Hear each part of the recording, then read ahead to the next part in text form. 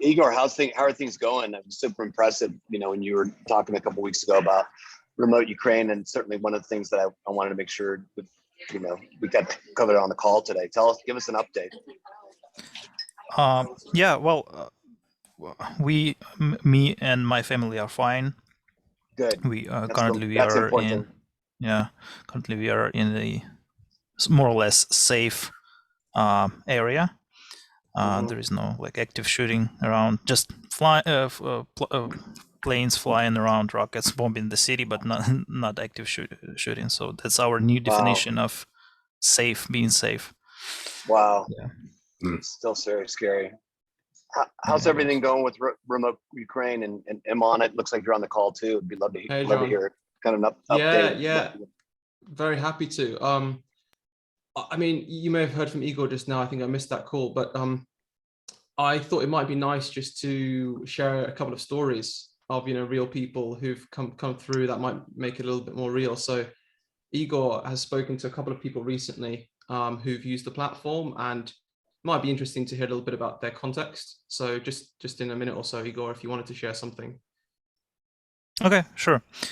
So yeah, I'm sorry, I'm new, but I do have a question for Igor, because it's something very urgent for me. I have very good friends from Ukraine who live here in Poland, and they are missing their parents. They have no contact with them, and it just struck me that maybe every contact there that I could use to find them or to find information about them may be useful. Is there any way of finding people that are missing in Mariupol? Unfortunately, Mariupol. Yes. Yeah, that's very tough now. That's the hottest spot. I know. So sorry to drop the bomb like this, but it's an opportunity. No, it's good. Yeah, for sure. Totally get it.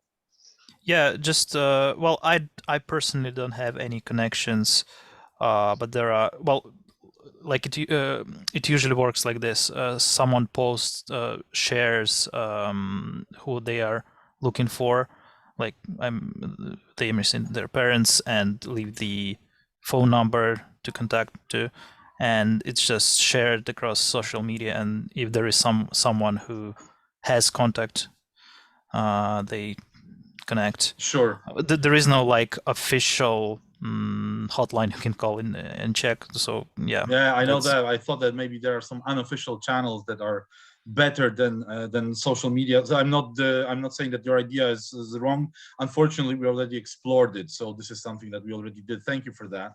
But there are a couple of resources. Sorry again, just an important. Yeah, no, it's great. It's great. Yeah, for sure it is. Yep. Go ahead, Iman. I was just going to say there are a couple of resources I can share where people have pulled together different organizations in this space. So let me send that through to you. I'll try and find it on the call and send it through.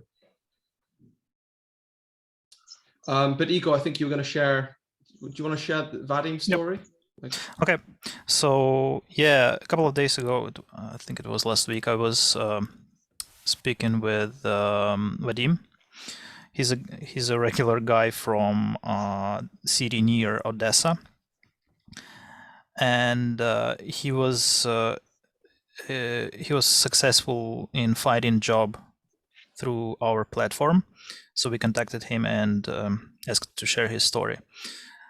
In brief, I think he's like 25, 26 years old. He has a wife. He has a little daughter. And on 24th of February, when the war broke, they, of course, as anyone else in Ukraine and around the world, were shocked by this news. So they tried to buy some food, some fuel, basically prepare for whatever is coming. And a week later, a couple of days later, Vadim was working for company located in Russia. So for obvious reasons, he could not continue working with them. Both because of that's wrong, and because it was impossible to send money from Russia to Ukraine anymore. So he was looking for a job, and his tech stack was very like limited to the software which is popular in Russia called 1C, which is like a accountant program or something like that. So he was struggling finding work like with the regular tech developer like React.js, I don't know, PHP or something like that. So he didn't have any of those skills. Then he came across our platform. I think it was through social media, and he found, I think it was some company in Poland. He found a vacancy. They posted that they need React developer, React.js developer. So they scheduled a meeting for the next week, the following week, and in this week he was working, studying, learning React.js for 14 hours a day for 7 days, and he learned completely new framework, completely new stack for him, and he was able to pass the first stage interview. And yeah, I think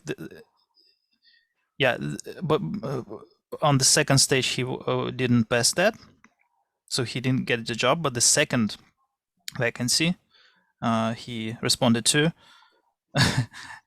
there were 2 new technologies again, and in the following week he learned those 2 new technologies, which were Vue.js and I think it was Laravel PHP framework.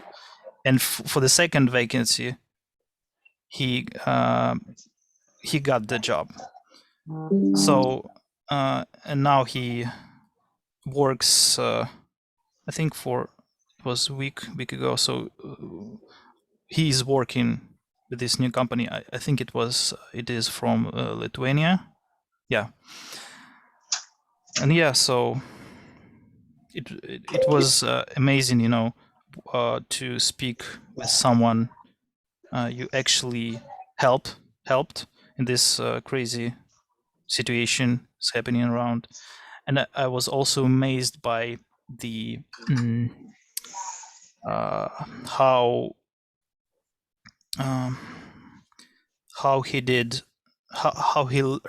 he learned completely new technology for him in like 1 week, because he understood that he need to feed his family, his wife and his little daughter. So yeah, it feels amazing to be not responsible, but to be a part of this one story which helped family to helped him to provide for his family. So yeah, that's one of the stories I wanted to share. So Iman, if you want to continue with the numbers. Thanks very much, Igor. I think it's just useful to start with that, because when you start with some big numbers, it's easy to think of statistics, but at every one person in that statistic is a life with a family. And when we started this project, this idea is now called Employ Ukraine. It was Remote Ukraine before, but people were getting confused. It's not just remote work. So it's employukraine.org. And the idea was just like, can we find one person to find one job? And then just if we do that, then it's been a success. So luckily we got onto the CTW call originally about a month ago now, and you guys pushed it out there, and basically everything as a result of that initial push. So thank you everybody for that. But 1 month on now, it's been 1 month. We've had 100,000 visits, like unique visits to the platform. Of those, 10,000 have registered, become registered users. That's roughly 2,000 employers and 8,000 refugees or internally displaced Ukrainians, and around and they're from 100 countries. So it's quite a nice figure. 1 month, 100 countries, 10,000 users, 100,000, which is the numbers filled in quite nicely. Yeah, of those, I think we've had something like 3,000 jobs posted. About a half of those are remote work, and of the half that are in-person roles, roughly 50% of the employers have offered relocation to cover relocation costs as well. So it's effectively the value of remote work as well. So employers aren't just saying, I want to help, they are putting their money where their mouths are as well. And that's just been a general response we've found anyway from the people who've posted on our platform. And each of the jobs has received 1 or 2 applications on average, obviously some more than others. They come from 30 different job categories now, from metalwork to nursing to orchestra conducting to all the normal, techie stuff like design, development, marketing, etc. And we don't know how many people have been hired, just because it's a totally non-for-profit, totally open project. So we don't force people to tell us, but I mean, anecdotally, we know of at least 20 people who've contacted and said, we thank you very much, we found a job. And then beyond that, there's something like another 200 plus there's obviously the 3,000 or so applications, but then beyond that, another few hundred people have shared contacts outside the platform. So we don't exactly know, like best guess might be 50 people or so who found a job through the platform. So now our goal is, can we take what we've done already and can we reach 1% of the 10 million Ukrainians who've been affected? So that's 100,000 jobs. And to accomplish that, we want to get 1 million jobs posted. That's 10,000 employers who post 100 jobs each. And the way that we're doing that is by building integrations into the biggest ATS systems. And so any company can just come in, plug in their feed, and then our system will automatically pull everything in. And delivering those, it just goes back out to those systems. And we're also having a number of conversations with some of the larger, actually the biggest job platforms in the world. Nothing officially organized yet, but that will basically push jobs back out to them. I mean, from the jobs come into our system, and then if anyone applies, they go back out to their system. So it's a kind of a job aggregation tool for this specific use case. Anyway, I've been talking for a lot, so that's where we're at. Happy to field any questions that anyone might have.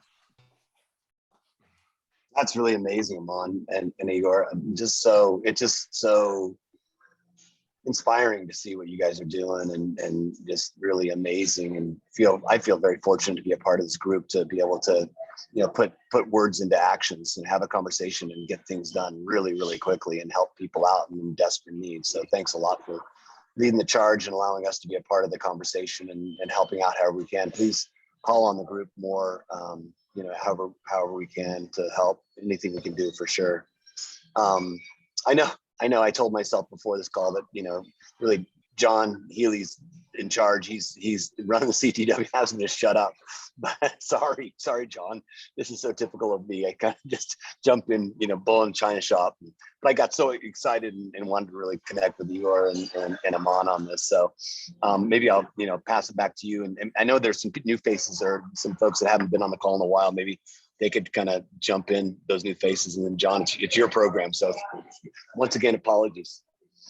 You never need to apologize. We always appreciate your voice coming in here. You got this group going, and there's always a smile on the face when you got something to say, John. So to your point, do we got some new faces on here? Any introductions? I know, Michael, I think you referenced being new onto the call. Well, yes, I already highlighted myself as a new one, so that's no surprise.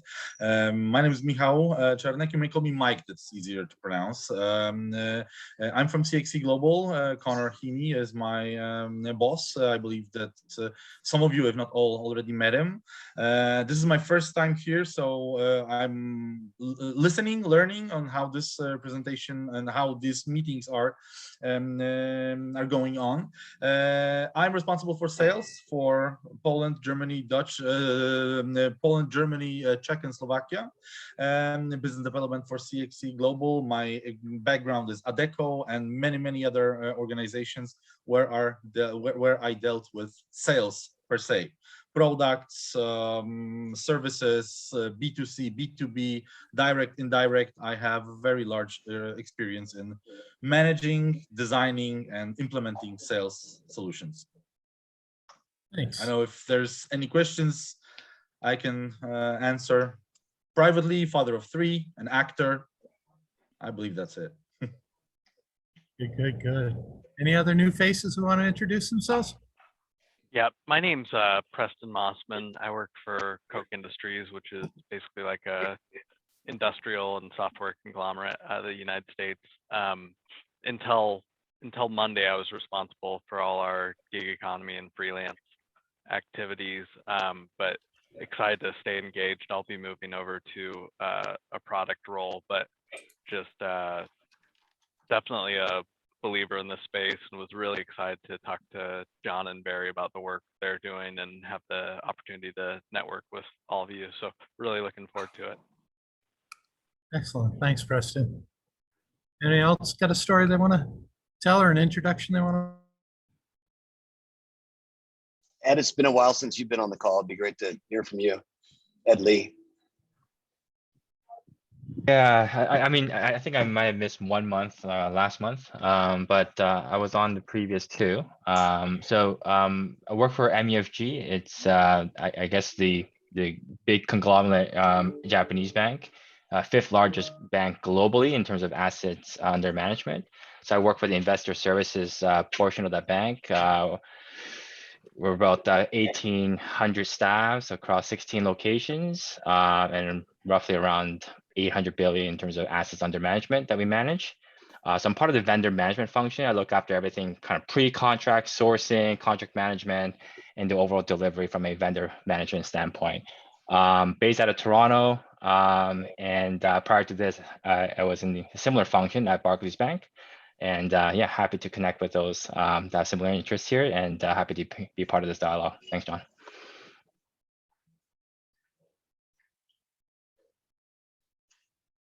Gordon?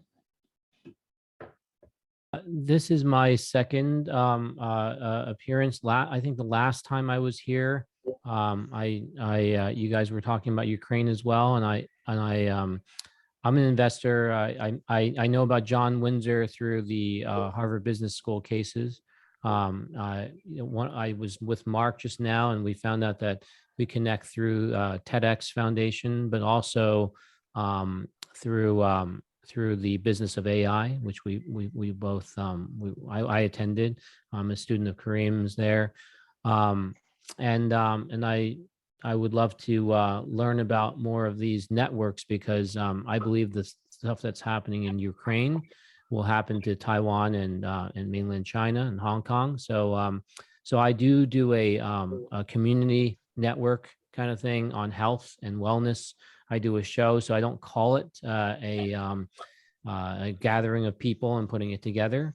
But I bring together about 10,000 people every Wednesday to talk about their health issues. I broadcast it from the United States, and it's broadcasted over into the China area.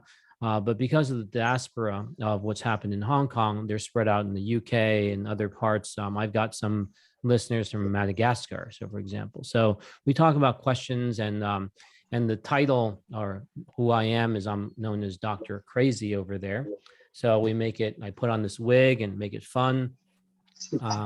And we talk about health issues, but really the goal is to have people connected in case the lights go out. So I'm here to learn more from you guys about how to make this work in the Asian scenario. Cool. Well, I had a Oh, quick that's drop great. off there and came back in. Yeah, So, see, yeah. John, thanks for keeping us going. Yeah, you bet. Hey, Gordon, are you going to be at TED this next week? No, I won't be. I won't be at TED this coming week. Okay. I think that between Harvard and then Wharton that's coming up, I got too much going on. But I would love to connect with you further about all these other things that we could do together. Yeah, that'd be great. I'd love that. Yeah. just one announcement just coming up, John, and then I promise I'll shut up. But I just helped Jerry Wind on his Coursera class. He's got a Coursera class coming out from Wharton on creativity, and was able to, he graciously invited me to kind of explain the framework and the platform and the work we're doing with the book. Jen and I are doing with the book. So we'll get some good momentum there. And I had an opportunity to talk about the CTW. So that's kind of in the works and will be out in a couple months, and we'll get some good momentum out of that for the group. Cool. Hey, Steve King from MBO, you guys just put a piece out on how workers don't feel like the 9-to-5 job is safe anymore. And I know that the advocacy group kind of jumped in and kind of had an extended conversation around that. Anything you want to share on that, or take the group through? Do you mind if I share my screen a bit? Let Brandon make sure that happens. Yep, should be good to go. All righty. Yeah, we wrote a article on basically on risk and independent workers, freelancers, and independent consultants for the Harvard Business Review, and risk has been an area that we've been studying for many years and trying to understand the risk profile differences between people who are self-employed, independent workers of various kinds, small business owners also, and comparing them to the risk profiles of traditional job holders. And so it's been something we've been tracking for a long time. And when you actually look at the numbers, they're really quite interesting. The top chart shows the percentage of independent workers, and we define those as self-employed freelancers, basically people with alternative work relationships relative to traditional employment. And since we've been tracking this, and we started tracking it back in 2011, the share that tell us that they feel more secure being independent than they would if they had a traditional job has basically tripled, and which is really quite interesting. And you can see 2020 and 2021, it jumped quite a bit with the pandemic going on. Those numbers, while the recent ones surprised us, overall it didn't surprise us. But down at the bottom is just a little bit of data. We started in 2018 asking traditional job holders similar questions in our annual survey, and in addition to that, started doing a lot more interviewing with traditional job holders. And we've also seen their numbers grow, with 18% in 2018 saying working independently is less risky, and that's grown all the way up to 29%. And so the interesting piece here is kind of the tracking through whys. And the biggest reason we found for this is people basically view traditional jobs as less secure than they used to. And so when we talk to people and interview with people, they very consistently tell us, gosh, traditional jobs are no longer secure. And I don't think that comes, or as secure, the language that they mostly use is as secure as they were in the past. And so I don't think that's any great shock to understand that, but it's really grown a lot. And we anecdotally in other studies that predate ours talk about this really accelerating also during the Great Recession of 08-09.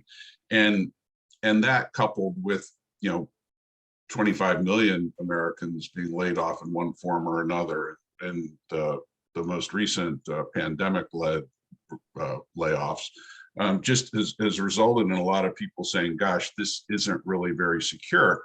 And one of the things that comes out of the research, both ours and others, is that when looking at security and risk of employment, most people look at it on a relative basis. And so it's not an absolute thing. So as the riskiness of traditional work goes up, the views of the riskiness of being an independent worker actually decline. And so when we get in under the hood of that and we start interviewing independent workers, they'll tell us the main reasons they tell us they feel it's less risky. The biggest one is that they have multiple streams of income. And so they'll say, gosh, I could lose one client or I can lose one stream of income, but along the way, I'll have other streams of income, so I won't lose my complete sources of income, if you will, or lose my complete job. Whereas if I have a traditional job, I could lose it all. They also cite the ability to pivot and control their destiny relative to being at the whims of a mercurial boss or corporate actions that happen along the way. And it was kind of funny, the number of people who had become independent and left traditional work cited many examples of their companies laying people off despite having really good financial results, despite having strong divisions in their mind. And we were struck back in like 2018, 2018, Cisco, giant tech corporation, put out a quarterly earnings release that touted their greatest sales ever, their greatest profitability ever. And oh, by the way, we laid off 7,000 people in the last quarter as part of our work and as part of our redeployment work for our corporation. And we were really struck by that at the time, because I used to be in tech. I used to be, and back in my day, which was unfortunate, which was a long time ago, we would have never laid people off if we were highly successful. Whereas now it's very common. So the control over your own destiny is another part of it. And then kind of the last piece that's coming out of our research is, as the number of people who become more self-employed has grown, people report, both independent workers and the traditional job holders report knowing more people who are self-employed, knowing more people who are independent workers. And so what you have is, as it becomes more common, as it becomes more accepted, and people know more people in that state, they become more comfortable with it themselves. And then the last, I would say the last one also is, long ago, or even not that long ago, if you left traditional employment for independent work, it was often hard to go back to traditional employment. And that's really shifted. A lot of companies now are more than willing to hire and even look for people who have gone out on their own for various reasons. And so we often hear from independent workers now, I can go back to a traditional job if my independent work doesn't work out for me. And a lot of people are now moving back and forth for various reasons. It's kind of a revolving door. The reason we find all these interesting is there's actually no solid data on how risky, how secure independent work is. And there's no solid data on failure rates for independent workers. And it's because it's a very complex and hard thing to collect data on. But our work shows that in any given year, somewhere between 10 and 15% of self-employed quit being self-employed for one reason or another. And we also see similar or higher numbers in most years. And for the last decade, it's been higher numbers enter self-employment.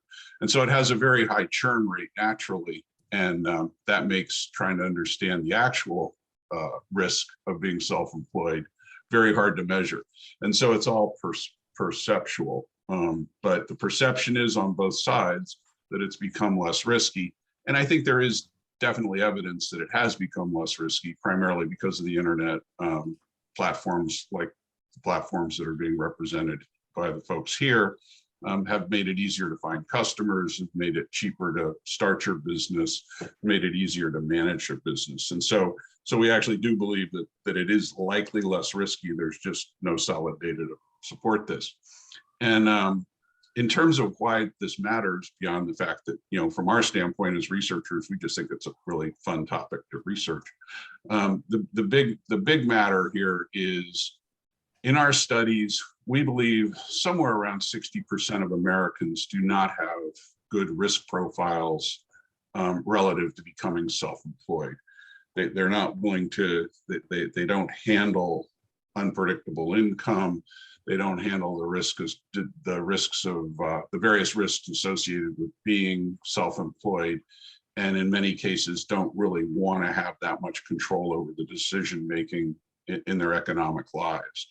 And so we have kind of a natural ceiling on how many people can become self-employed or even be interested in self-employed.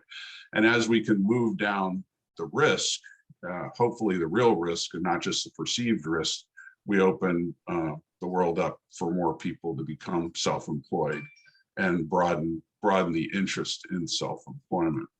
So the article, I'll put the article's link in our chat, and it is a Harvard at HBR article, so it may be behind the paywall, and I'll also put the link to a summary that we did on our blog, and that pretty much covers what we did there. So let me stop sharing my. Really cool. I think there are a couple questions that popped into the chat, Steve, around whether this is global in scope, if it's US based, if it's the knowledge workforce or a broader group. Is there any aspect in terms of scope to cover? Yep, I'm looking at it now. It's US. This was a US study. It's a study we started in 2011 jointly with a company called MBO Partners, and we've done it annually since. It covers the broad cross-section of independent workers. In this case, these are the data is all about full-time independent workers and full-time traditional workers. We had about 1,000 full-time independent workers in the study, and about 3,000 traditional job holders as part of the study. And so that's who we looked at, and we'll be doing another round of it this year. We field the survey every summer, so we'll be coming up more and more. I see there's a question: are we planning to do it outside of the U.S.? No. we do some internet. We do a fair amount of international work, and we do multiple countries, but it's a big challenge to do multiple countries for a study like this. Appreciate the transparency on that. That's, I think, one of the really important things is to understand what's out there. So people see other research that is in different geographies, we certainly welcome bringing that to light as well, so that we can kind of bring all those pieces together. Carrie yeah, Leonard, and that's why, John Younger's research on is so important, because there is such limited cross-country research, because it's so hard to do. So, let's push on him to do more of that. Carrie Leonard, you've had your hand up patiently for a while here. At least it wasn't this hand, right? So I just wanted to highlight quickly for everybody the organization Ownership Works. I put some links into the chat. Ownership Works is the brainchild of a guy named Pete Stavros that I met about 1.5 years ago. He is a senior executive at KKR, which is a private equity firm. Private equity firms are not known primarily for being philanthropic in their thought. I think people probably know that. So when private equity firms, when they go acquire a company, they are looking for a return on their investment. And what Pete grew up working or middle class outside of Chicago, and he feels very personally the idea that there is a great chasm between the rank and file worker and senior management. And so he is trying to create better equity by, when KKR and other companies like them go in and purchase the company, they are putting in place programs so that rank and file workers have an ability to gain equity and ownership of the company. And of course, the idea here, as I said, would be that it creates better economic equity over time. So I think it's incredible work. And I just wanted you guys to know about it, given what we all discuss here. Harry, let's see if we can get them on for a future call. Yeah. I mentioned it to him 1 year ago, so Okay. we can certainly get somebody from there. Great. Cool. All right. Hey, Brian Pena, I think you have hit a milestone for us as you've been working to get through the accreditation process. Do we have our first accredited platform? We absolutely do. I think after a long and lengthy, and thank you, John, and thank you, Brandon, and the whole CTWOE team for making this reality. For those of you who don't know, when we started this process, one of the things that we all agreed was necessary for us to establish a set of KPIs, performance standards, and kind of rules of engagement for talent platforms. After an exhaustive process, Wazoku was one of the first ones to hold their hand up high and say they want to be the first to go through it. After a lengthy process which included a complex RFI, a number of demos, a feature review, a roadmap review, as well as a series of interviews with both enterprise clients and talent participants within their community. They earned the designation, so we gave them the designation earlier this month. So expect a press release to come out any day now. We do have our second platform. We've had our beta, and now we have our whatever comes after beta. Gamma. Whatever, Gamma. Alpha, Beta, Gamma, Delta, Epsilon. I got to remember my fraternity days. So our Gamma client, that's going through, but we're going to keep that one secret until we get farther along in the process, so that in case we run into hiccups, as anyone would imagine who's had to bring something to fruition, something always unexpectedly comes up. But we're very excited about doing that. And then once we get past these, we'll be able to do many, many more. If anyone's interested about learning about accreditation, you know how to reach me. I think I'm connected to everybody on this call through LinkedIn or either directly, but I'm sure Brandon will put my contact details in there, and I'm happy to discuss it and share the process. And if anybody has a platform they represent that they'd like to go through the process and get accredited, let us know, and we'll take you through what is involved and all the good stuff you get from it. So thanks for the minute, John, and thank you to the Wazoku team, and thank you, Brandon, for helping us herd all the cats. And lots of learning. If Lots I can of learning. just kind of get a sense from our conversations about it, Brian, lots of learning and kind of educating you and Brandon as you went through the process of, okay, what can we do and how do we make this scalable as we go forward? So kind of following the playbook that we've been living to get there and get a sense of what we need to do. So excited about that first step, and just really thankful for Wazoku to step up and put themselves out there and let themselves be exposed and be challenged in terms of how they're operating and the value that they bring into the market. So again, welcome more input from anyone else who wants to have their platform go through the process as well. Absolutely. Thank you. And we did, thank you, John. We did learn a lot. We learned a great deal. And also we identified some interesting new product ideas that we could bring to them. So again, very excited. If anybody wants to learn more, please feel free to reach out, and can't wait to do it again. So Brandon, can you bring up, we've got another milestone we'll show people, but we have done a quickie update on the website using freelancer talent, as would be a good thing. But you know, what we recognize with CTW as one of the baselines is a simple thing. We don't have the ability to sign you guys all up as members until today. So you see the Support Ukraine element is still kind of front and center. That's out there in the site. And, we've got some opportunities. You're seeing kind of the manifesto remains there, the advisors, the work stream leaders who we have out there. And Mark, I may kind of call on you as one of our work stream leads, along with Ashley on the marketing and communication side, to give us some thoughts about what else we need to do. But we want to encourage everyone to sign up as a member. That's kind of the big thing. And what we recognize is there's really two types of membership that we can have. We can have individuals who can join, and that's welcome to everyone. There's no fee for membership to be a part of this community. We're not changing that. That's been an important part of everyone being able to come in. But we do want organizations to join as members as well. And there is a fee structure that we have built into that.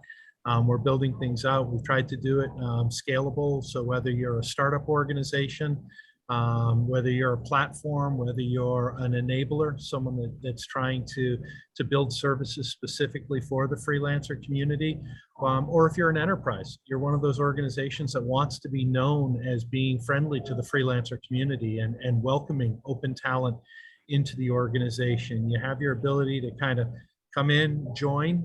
We're going to encourage organizations to step in with a discount code, so we can drop it into the chat. But if you put in Founder50, your business can become a member, get a 50% reduction on membership fees for this year. So we're excited about this first stage of getting people the ability to formally join, get their logos put in and be recognized in it. But then to use the proceeds that we generate out of it to start really building out. The directory you see is in a coming soon status. We've got at least 3 different formats that I know that the directory's in right now. Tom Matthews from the OA side has been doing yeoman's work in kind of building pieces out and gathering information in that has a lot of the base information that's available publicly on the 800 plus platforms that we've seen in the marketplace. Link from the advocacy group has built a pretty incredible directory. If you get a chance to see it, it's in Excel format right now of just kind of gathering and really stretching into a lot of those organizations that are trying to provide services or demonstrate their advocacy for the independent platforms. So we've got that. And I know Diane Finkhausen has some stuff that she had been building out along the way that helps us understand some of the investor communities that are out there. So a lot of information there. And then if you even just look at the insights section, we've got our blog that's been there, but part of what we want to do is promote what you guys are doing and amplifying the work that our members are doing. So if you've got a podcast that you guys run, give us an opportunity to make sure that we list that out on the site and give access to people so that we can help amplify the messages that you guys are bringing into the market. So this is kind of the first phase, the quick and dirty, if you will, of getting things going. We welcome your inputs. We welcome your suggestions of other things that we can add in.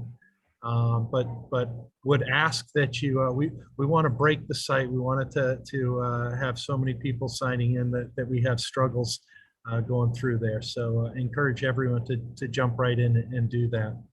Ian, I'm seeing a question from your end. It wasn't really a question. It was more of a, I thought it might be useful for people to hear from someone who's been through the accreditation process. And please. From the view from the other side, Brian. Firstly to say that, when I think the team that supported this and went through it, genuinely we're kind of nervous, anticipating getting the results through, which I think is, from my perspective, shows how thorough it was, that they felt that sense of, everything had been looked at, all the lids had been lifted, people had looked in all the corners. And I think that's a really good thing. And they were then delighted subsequently, obviously, to pass the accreditation. So I think that's also good. But I think, we learned some from your feedback, some things that we'd recognized and were actually actioning, but we also learned things that we hadn't recognized and actually hadn't occurred to us as we were looking at it. And I think that was, beyond the wanting to support the community and be part of it and lead on this, it has, helped give us insights that I'm not sure we would have got otherwise. So, we found it a hugely valuable exercise. Thank you, Ian. Thank you. That was fun. It was really a lot of fun. And Ian, what'll be really great to hear feedback on too is just how your customers react in the marketplace to having been through that process. Does it help them feel more confident, more comfortable engaging with you because you have gone through that effort and let people look behind the curtain a little bit? Because in the end, if we go back to why did we start this whole process, it's to try to get more and more enterprises to adopt open talent models and to engage. And if we can set these standards and we can help simplify this process for them and help kind of answer that one question of which platform's right for me, and make it easier, make it more transparent of how to get there, then I think we've got a real opportunity. So we'll look forward to your feedback as the market reacts to you guys. Definitely, I'll bring that back in the future, Dave. Very good. So any thoughts, Mark, from the marketing communication side, Mark or Ashley, any thoughts of what we need to do and where else we can do some simple learning on how we get our message out and improve kind of visibility above and beyond this community is with us here today? Yeah, let me just take 1 minute then. First of all, say congratulations on getting it up so that we can invite people to be members. I tried it just about 20 minutes before the call and I haven't received anything. So I'm not quite sure, Brandon, if that functionality is quite as it should be. I'll wait for you to give us a nod before kind of broadcasting it. But clearly we're very close. There's a few kinks to work out. Yep. Yeah, sure. One of the things that I've learned, in the few decades I've been in the communications business is that particularly when it comes to websites, you need to have fresh content on there for people to, make it feel that it's something that's worth revisiting. So I think one of our objectives should be able to find a pipeline of content that we can provide to you. And my feeling is that that should come from within the community, but that actually, just from Steve's post and observations earlier on, we know that there's a rich seam of content available. And so my request would be this, that if anybody's interested in participating in that, we had a very active work stream during last year, which generated several key pieces of content, one of which was the playbook, which you've all had a chance to have a look at. The other is the lexicon. We've perhaps, that's perhaps been on hold for the last few months for various reasons, part of which has been, around the creating clarity around what the role of CTW is. But I think now that we've got that clarity, I'm very keen to kind of restart that group and very happy to kind of play a role in facilitating that. And if there's anybody on the call that would like to participate and contribute to that, I know that Carrie has, Brian has, various others have participated in the past. I'd like to kind of work with Ashley and kind of get that going again. So really two things. One, anybody that's interested in playing a part in that, please let me know. Brandon will put my email address in the chat. And then secondly, to start to think about how do we get ourselves known? How are we representing ourselves in the community? Where does the community gather? Where do we need to be seen? So if anybody's got any thoughts on that, I would be very keen to have a conversation. That's it for me. Mark. I would just add to that too, you all are your own sort of influencers and ambassadors and advocates for this group. And you definitely have an opportunity to share your own experiences of being on these calls and what you like about the group, to your own networks. So there's probably ways that are that Mark and I and the team can certainly make that super easy for you to share your perspectives and your role as an advocate for the group. And that's certainly something we can make super easy for you. As you sign up to become a member, you'll be given the opportunity to kind of tick off the areas that you have interest in, whether it's related to marketing and communications, whether it's related to advocacy, or the business model itself, as we try to think about how we bring Web3 tools and tokenization in. And the next piece that we'll be diving into is some standards. So looking at some things, I know Mikhail Connor and I had a chance to talk about the idea of standards and making sure that we look at what are compliance standards that we look at for the marketplace and how do we dive in there. We want to engage others to get a sense of, what are the right things that we should be working on and developing out. So if you have thoughts or ideas around some of those standards, things that you think would help make it easier for people to identify which platform is right for them, again, whether that's an individual worker or it's an organization that's trying to engage the open talent marketplace, we want to just really jump into that and start bringing this forward. John Windsor, I'm seeing a smile and a nod on your head there. Are we starting to bring some things to life for you that you've been looking for? Great, man. Yeah, totally. I love it. I mean, it's like, I'm always the crazy entrepreneur that has, some ideas and with a collective band of folks. And it's just super fun, gratifying to watch this thing come to life. And, kudos to everybody. Brian, great job on the accreditation stuff. It's really nice. And Ian, thanks for, being the first victim. I think we've learned a lot in the process as well. And John Healy, especially thankful for you to take all this crazy stuff that's been going on to the, inside the community and start to, get a process together and get some momentum, but it's definitely feeling like it's happening. So kudos to everybody, especially everybody that's been on the calls. And again, from my perspective, so inspiring to hear what I'm on and you know, and Igor are doing in the, you know, in the employee Ukraine situation, because I think it points to a lot of new ways of working, new ways of funding people, new ways of getting folks working, which is inspiring. And so I love this group so much, and I love all the inspirational stuff we're doing, and it's nice to see the momentum. So anyway, yeah, thanks, John. Well, if anyone on the call has things that you're doing as an organization, if your business is doing some unique things in the market, if you've seen research that really stands out, I think Mark's point about making sure that we have fresh and active content, we want to be a place that can kind of bring some things together for people. We also want to amplify the messages of all of the members and help make sure that the good things that you're doing are being known across the open talent community. So please get that information, whether it's to myself or it's to Brandon. We'll make sure that we get that included and help you guys get your message out into the market. So with that, I'm going to say thanks for everyone for joining today, and we'll look forward to seeing everyone in a couple weeks, and look forward to seeing all the membership activities start coming in. Thanks, John. Take care, all. Thanks, everyone. Well done, John. Good hosting. Bye-bye. Thank you. Thank you. Bye. Bye.